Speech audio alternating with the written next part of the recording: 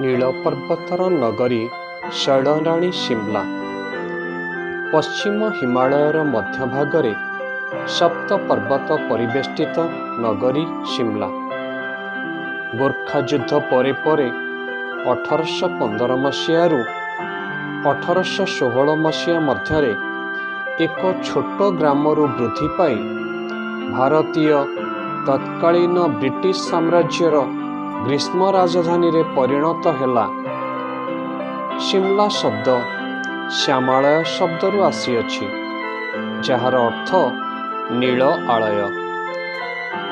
जनश्रुतिरू जना जाए नील रंगर स्लेट पत्थर रे एक गृह जहाकू जड़े फकीर निर्माण करथिले। सेही श्यामालय परवर्ती समय शिमला शब्द को परिवर्तित हैला। 1819 मसीह जड़े British officer lieutenant Ross Shimla रे एक काठगृह निर्माण कले।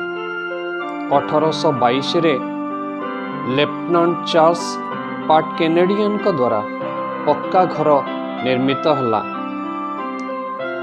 1903 रे कालकाठारू शिमला मध्यरे प्राय 96 किलोमीटर एक रेलपथ निर्मित हैला।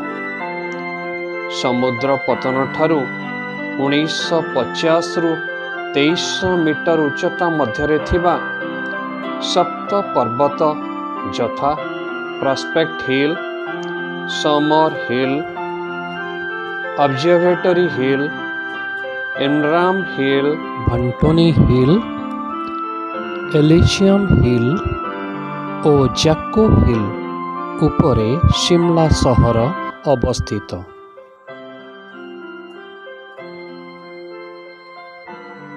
यह आज हिमाचल प्रदेश राजधानी। यार जनसंख्या प्राय 8,64,308। यह सहर रे हिंदू, मुस्लिम, सिख, ख्रिस्टियन धर्मावलंबी माने बास करती। ग्रीष्म ऋतु रे सर्वोच्च तापमात्रा 30 डिग्री सेल्सियस होइथिबा बेले शीत ऋतु रे सर्वनिम्न तापमात्रा विजुक्त 3 डिग्री सेल्सियस होइथाय। 2011 ग्रीष्म अवकाश रे मु मोर बंधु मानक सह एही ऐतिहासिक नगरी बुली जिबार सुयोग पाइथिली। हरियाणार कालकाठारू रेल जोगे आमे यात्रा आरंभ कलु शिमला अभिमुखे। कालकाठारू शिमलार रेलपथर दूरता प्राय 96 किलोमीटर। दीर्घ 150 वर्षर पुरातन एही न्यारोगज रेलपथ। एही रेलपथ विश्व ऐतिह्यर मान्यता पाइअछि। दीर्घ 3.5 घंटार एही यात्रा खूब रोमांचकर थिला।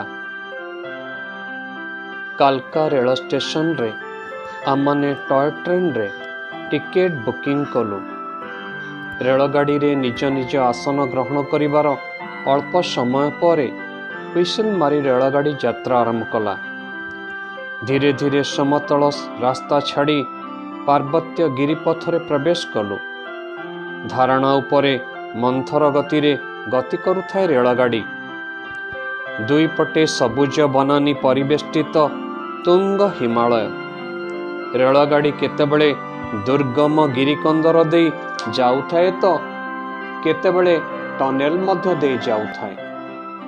कालका शिमला मध्यरे रेल टनेल रो संख्या 103। दीर्घतम रेल टनेल रो दैर्घ्य प्राय 1.5 किलोमीटर। रेल धारणार उभय पटे भली कि भली प्राकृतिक फल बगीचा, सेओ, नाशपाती, प्लम, पीच, पियर, डालिंबरे भरपूर फल गछ गुड़िक सते जेपरी स्वागत करुथांती नुआ अतिथि मानंकु।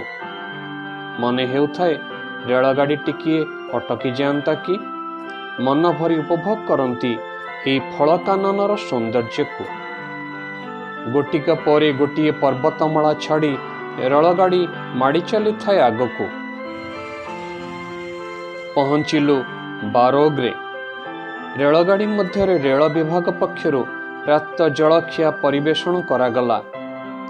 ब्रेड, कटलेट, बटर, जाम और कॉफी संपूर्ण विदेशी कायदारे। घोषणाकारी घोषणा कले यह संपूर्ण पॉलिथीन मुक्त अंचल, तेणु कौनसी पॉलिथीन बाहर पकांतु नहीं। पॉलिथीन रैपर गुड़ी को सीट पाखरे थिबा डस्टबिन रे पकांतु। पॉलिथीन रैपर गुड़ी को सीट पाखरे थिबा डस्टबिन रे रखिदेलु। रेलगाड़ी चली थाए। प्रात जलखिया शेष हैला। एहा परे पहुँचिलु सोलान रे। सोलान रे फल बिकालीगण भली कि भली फल धरी पहुँची गले रेल डबा पाखरे। पियर, आप्रिकट, प्लम, पीच इत्यादि फल गुड़िक खूब मन भरी खाइलु। सोलान एक शैल निवास। पहाड़र उपर थाककू पक्का घर खूब सुंदर देखा जाऊ थाए। चारिपटे थिबा पाइन, अल्पाइन, देवदार घंच जंगल। जून मास तथापि शीतल समीर देह को शिहरी देउथाए। गरम पोशाक सबु पिंधि पकाइलु। चारिपटर नील पर्वतमाला, मझिरे मझिरे पार्वत्य उपत्यका और कलकल नादिनी झरणा ए सबु को अतिक्रम करी चलीथिलु आगको। दूररू देखागला शिमला सहर। दूररू एही सहरर रूप खूब रमणीय देखा जाउथला। दिन 11:20 ट्रेन पहुँचिला शिमला स्टेशन रे। समस्ते ओह्लाई पड़िलु। मनरे नूतन आनंद, नूतन शिहरण। टैक्सी रे बसी सीधा गलु लॉज। मध्याह्न भोजन सारी अल्प विश्राम नेबा परे बाहरिलु सहर भ्रमण उद्देश्य रे। आमर लॉज थिला सहरर केन्द्रस्थल रिज निकटस्थ जाकू हिल निकटरे। यार उच्चता प्राय 2455 मीटर। जाकू हिलर गड़ाणी पथरे अल्प बाट पर्वतरू ओह्लाई पहुँची गलु रिज रे। यह सहरर केन्द्रस्थल रे थिबा एक खोला मनोरम प्रशस्त स्थान। यह समुद्र पतन ठारू प्राय 2250 मीटर उच्चतारे अवस्थित। रिजर उत्तर पूर्व दिगरे बरफावृत हिमालय पर्वतमाला शोभा पाउथिला। अन्य दिगरे नभश्चुंबी नील पर्वतमाला। रिज रे दल दल घोड़ा सवारी प्रस्तुत हुई रही पर्यटक मानकु सहर मध्यरे किछि बाट बुलाई आनी मनोरंजन करेबाकू। रिजर शोभा को द्विगुणित करुछि शिमलार प्राचीन कीर्ति क्राइस्ट चर्च। 1857 सालरू निर्मित यह भारतर द्वितीय प्राचीन चर्च। चर्चर सुउच्च टावर प्राय शिमलार प्रत्येक स्थान को दृश्यमान होइथाए। एही चर्चर झरका गुड़िक बेल्जियम ग्लास निर्मित। यह देखिबाकू खूब आकर्षणीय। पहाड़रू टिके तलको ओह्लाइले मॉल रोड। मॉल रोड उच्चता प्राय 2200 मीटर।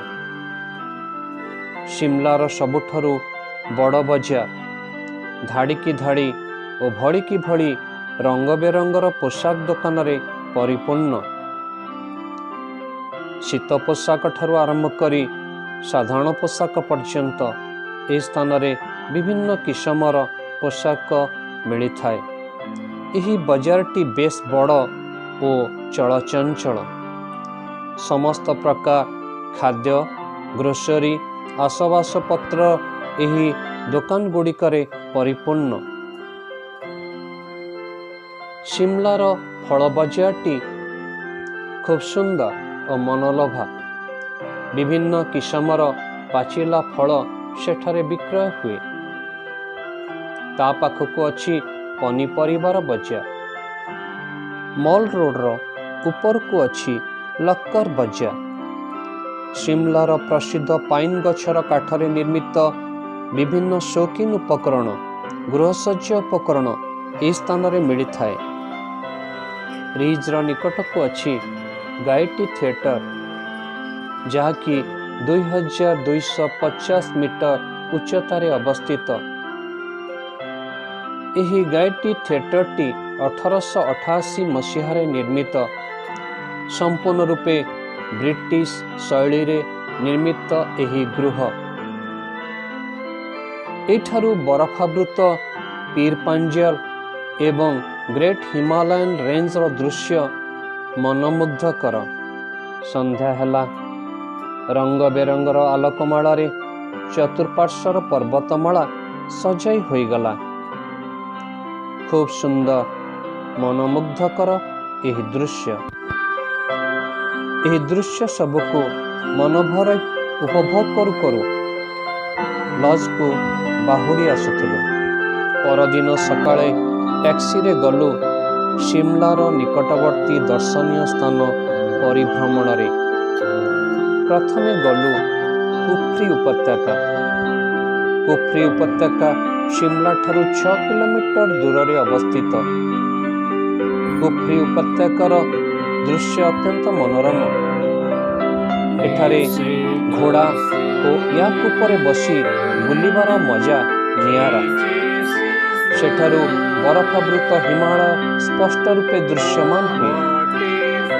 शीत दिने यह उपत्यकार प्रबल तुषारपात हुए। यापरे गलु शिमलार प्राणी उद्यान, जहाँकि कुफ्री उपत्यकार अवस्थित। सेठारे Himalayan black bear, Himalayan tiger, barking bear इत्यादि देखिलु। यह सहित अनेक प्रजातिर पक्षी और पशु मानकु देखिबार सुजोग पाइलु। यही प्राणी उद्यान अत्यंत सुरम्य। यार परिवेश खूब सुंदर। सबुज घास गालीचारे लाल टक टक स्ट्रॉबेरी, पुणी प्राणी उद्यान चारिपटे सुंदर सुंदर पुष्पवृक्षर कुंज सबू यार शोभा को द्विगुणित करुथुला। प्राणी उद्यानर तारजाली उपरे गोलाप गछर कुंज, पेंथा पेंथा रंग बेरंगर गोलाप मनमोही नेउथुला।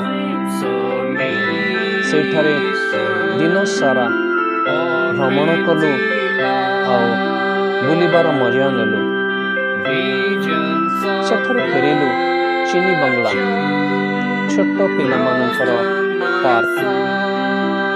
यही पार्क रे छोट पिलामानंकर खेल उपकरण सब रही।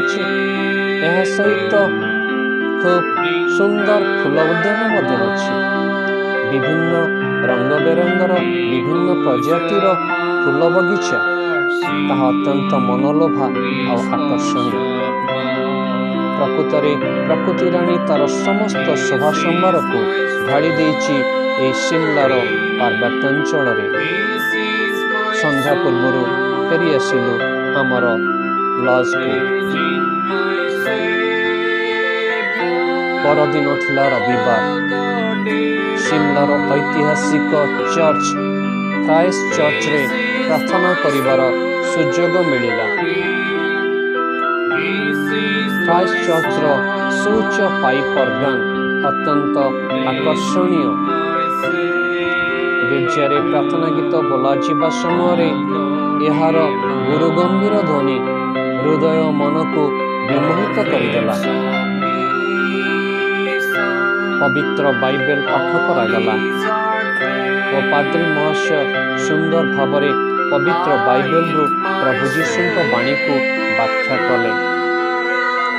समस्त अतिथि मानू पाद्री स्वागत कले।